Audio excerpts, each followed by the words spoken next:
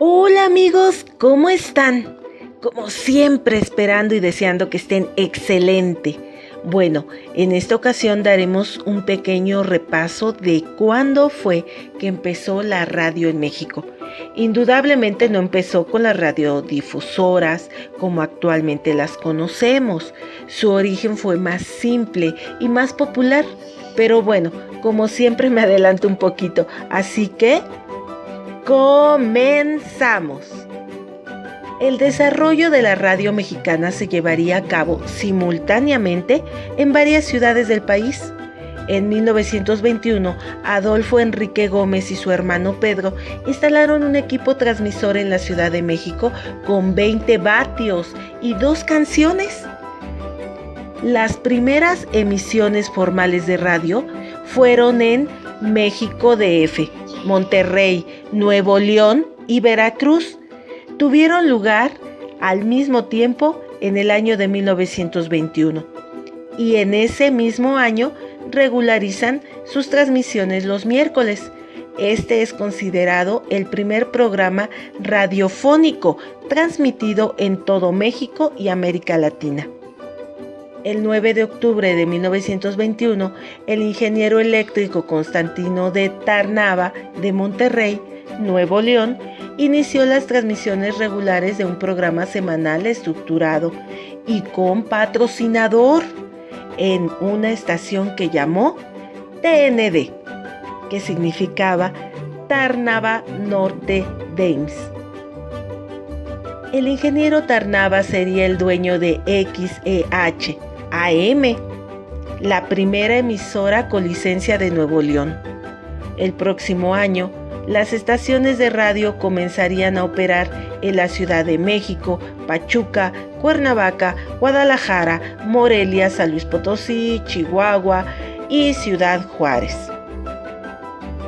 En 1922 y 1923, las grandes corporaciones estadounidenses estaban estableciendo estaciones de radio y agencias de ventas de aparatos receptores por toda Latinoamérica. Estas se llamaban Aliski, de 1954 a 515. Para 1922 se exportaban aparatos de radio a México con el argumento de que los compradores prospectivos podrían escuchar conciertos originados en los Estados Unidos. También en 1922 se formó la Liga Nacional de Radio, la primera asociación de radio en México.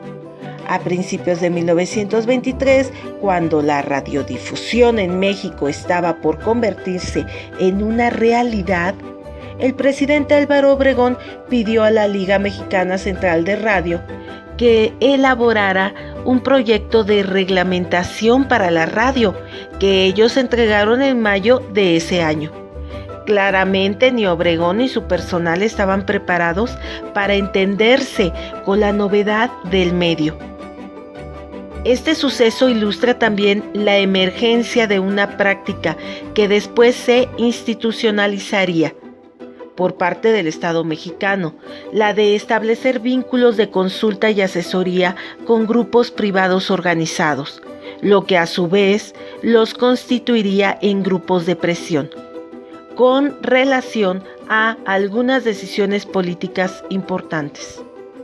El reglamento, hecho público en septiembre de 1923, no correspondía al propuesto por la Liga Mexicana Central de Radio, al pie de la letra, pero se basó en principalmente en los aspectos técnicos que eran los predominantes.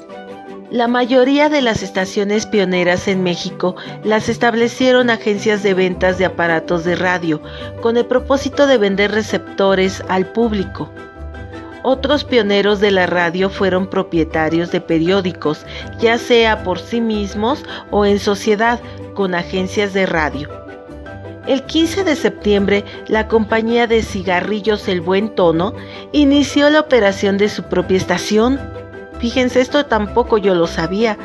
Esta estación recibiría el indicativo de C y B, después de que México fuera asignado una serie de indicativos internacionales en 1924 y sobre el cambio de las asignaciones de indicativo de México a X en 1929. Se convertiría en XEB, la estación de radio mexicana más vieja todavía en funcionamiento hoy, amigos. En 1924 también se produjo el lanzamiento de las estaciones de radio por el periódico Excelsior y la Secretaría de Educación Pública, que ésta se llamaba CZE, más tarde XFX. Esta última estación, en el 560 kHz, funcionaría hasta 1929 y la SEP no operaría otra estación de radio hasta los años 60. La primera ley de comunicaciones, la Ley de Comunicaciones Eléctricas, fue promulgada en 1926 por el presidente Plutarco Elías Calles. El artículo 12 de la ley estipula que la programación radial no debe perjudicar la seguridad del Estado o el gobierno establecido. En 1926 se vuelve a retomar la ley para determinar que no solo la tierra y el agua eran propiedad de la nación, también el espacio aéreo, por lo que las ondas sonoras que viajaban por el mismo tenían que ser cobradas. Se formalizó que solo se darían concesiones a ciudadanos mexicanos o con relación e inversión directa en el país, que no se podía hablar de política o dañar a la nación. Es entonces que la radiodifusora del Partido Nacional Revolucionario comienza, mediante su programación, a generar la doctrina del favoritismo para el partido, logros, avances para generar popularidad y aceptación en el pueblo mexicano. Durante 1926, Cárdenas hizo unas modificaciones en la Ley de Vías Generales de Comunicación que suponía modificar un poco la ideología de las cadenas y debían contener por lo menos el 25% de música típica mexicana, que entró en vigor hasta 1960.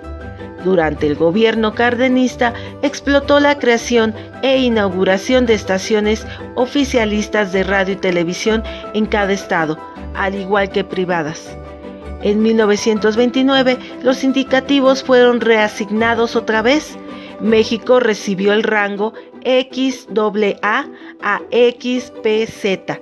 Los indicativos que comienzan en XE se utilizarían para la difusión.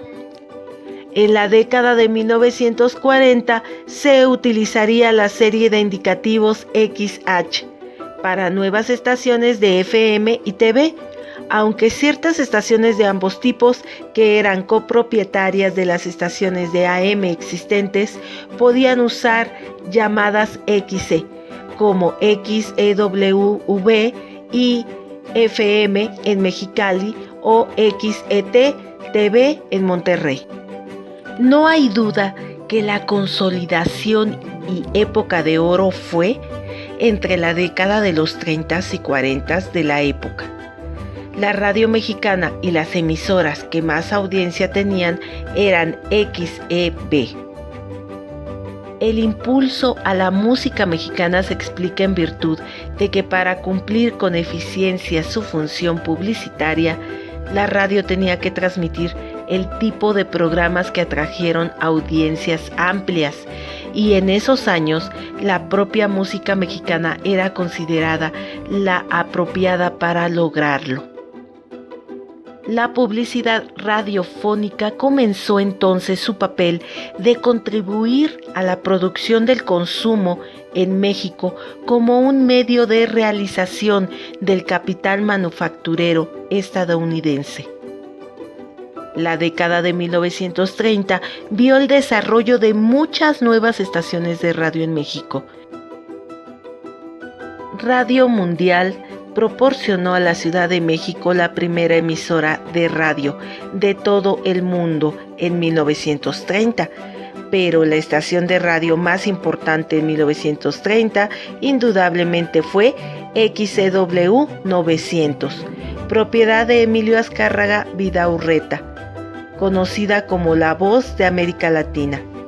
XCW marcó el cambio de guardia en el desarrollo de la radio mexicana y el inicio de su consolidación como un negocio viable. Se especializó en el desarrollo de la programación diaria que atrajo a los espectadores y por lo tanto a los anunciantes. El imperio de Azcárraga creció con el signo de XCQ en 1938. El Partido Revolucionario Nacional, predecesor del Partido Revolucionario Institucional, lanzó la estación XCFO, originalmente conocida como XCPNR, a 940 kHz en la Ciudad de México el 1 de enero de 1931. La estación sirvió como un método para difundir la ideología y propaganda partidista. La estación fue vendida en 1941 y fue seguida por dos puntos de venta separados: XEQR en 1030, propiedad de Francisco Aguirre Jiménez, y XERCN 1110, propiedad de Rafael Cuthberto Navarro y su radio Cadena Nacional. En 1931 el régimen de permisos para emisoras fue cambiado a uno donde el gobierno otorgó concesiones para usar y operar estaciones en el espectro de radio, considerado un bien público, en última instancia propiedad del Estado. Las concesiones otorgadas a las estaciones tenían una validez de hasta 50 años. Del mismo modo, en 1933, el gobierno estableció un límite del 10% del tiempo de emisión dedicado a anuncios comerciales, así como la capacidad del gobierno para difundir mensajes a través de estaciones de radios comerciales. Indudablemente, en la administración de Cárdenas 1934-1940 hubo una explosión sin precedentes de las estaciones oficiales de radio y de emisiones estatales, en general bajo un puñado de redes radiofónicas. En 1937, esta última característica de la radio mexicana produciría La Hora Nacional, uno de los más antiguos programas de radio continuamente emitidos en el mundo, que se emite a las 10 p.m. en punto, los domingos por la noche en todas las estaciones de radio mexicanas. La Hora Nacional fue producida por la nueva Dependencia Autónoma de Prensa y Publicidad, que construyó la estación XDP en AM y la contraparte de onda corta XEXA, pero desapareció en 1939 con sus estaciones para languidecer con poco apoyo gubernamental hasta principios de la década de 1940. En 1969, el gobierno fijó una cuota del 12.5% del tiempo de aire de todas las estaciones de la difusión que se asignaran para sus usos. Con el fin de desarrollar FM, la Asociación de Radiodifusores FM se formó ese año para promover precios más bajos para los receptores de este y el aumento de interés de los anunciantes. Sus miembros fueron Vargas Gómez y representantes de XCW-FM, Núcleo Radio 1000 y Radio Imagen, propietarios de 2 FMs de la Ciudad de México. Lograron expandir el alcance de la banda FM. Hubo 174 estaciones de FM en 1980, más del doble de las 65 en el aire en 1970. En 1980, las estaciones de radio de AM capturaron el 77% de la audiencia de la radio mexicana. Sin embargo, en los 5 años que siguieron, las mesas se volvieron a favor de FM, que tenía una cuota de mercado de 64.9% frente al 35.1% de AM. Las capacidades estéreo de la banda FM y la mayor prevalencia de radios portátiles con una mejor calidad de sonido llevaría al desarrollo de AM como una banda de radio especializada, con emisoras de radio de música que migran a FM. El gobierno federal en el 2008 anunció un plan para trasladar la mayor cantidad posible de emisoras AM a la banda FM, con el fin de aumentar la calidad de la radiodifusión para los oyentes y permitir el desarrollo generalizado de las futuras tecnologías de radio en la banda FM. Centenares de estaciones, en su mayoría fuera de las áreas metropolitanas más grandes, se trasladaron a FM. Después de un año de simulcasting AM-FM, o se convirtieron en emisoras de radio combinadas AM y FM. La mayoría de las emisoras de AM que no migraron eran estaciones que servían a comunidades indígenas en grandes áreas metropolitanas o regiones fronterizas donde no había espacio para emigrar estaciones, o estaciones que fueron forzadas a convertirse en combos AM-FM para garantizar la continuidad del servicio de radio en partes de sus áreas de cobertura. Sin embargo, incluso en los mercados más grandes, la disminución de la radio AM es tal que algunas estaciones ya no son económicamente viables. XEDA AM en la Ciudad de México fuera del aire en mayo del 2015, después de ver a todos los oyentes los ingresos de publicidad comercial y la publicidad del gobierno federal, todo cayó. Su propietario declaró: "No hay mercado para AM". Bueno, amigos, desde sus inicios y hasta el día de hoy, sigue la radio con sus cambios y el querer sobrevivir en este México a través de su historia. Dio un cambio drástico a nuestro país y hasta la fecha es un medio protagónico para los hechos o sucesos más importantes.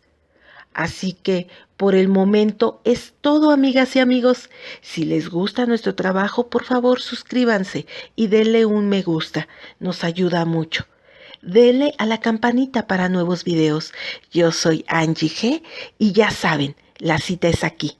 Les recuerdo del sorteo de los 5 libros infantiles para los que se suscriban y doble oportunidad si nos recomiendan. También sugiéranos qué temas les gustaría que abordemos. Y bueno, sería todo por el momento. Hasta la próxima. ¡Chao! ¡Hola! ¡Dímete! Visita esta ya.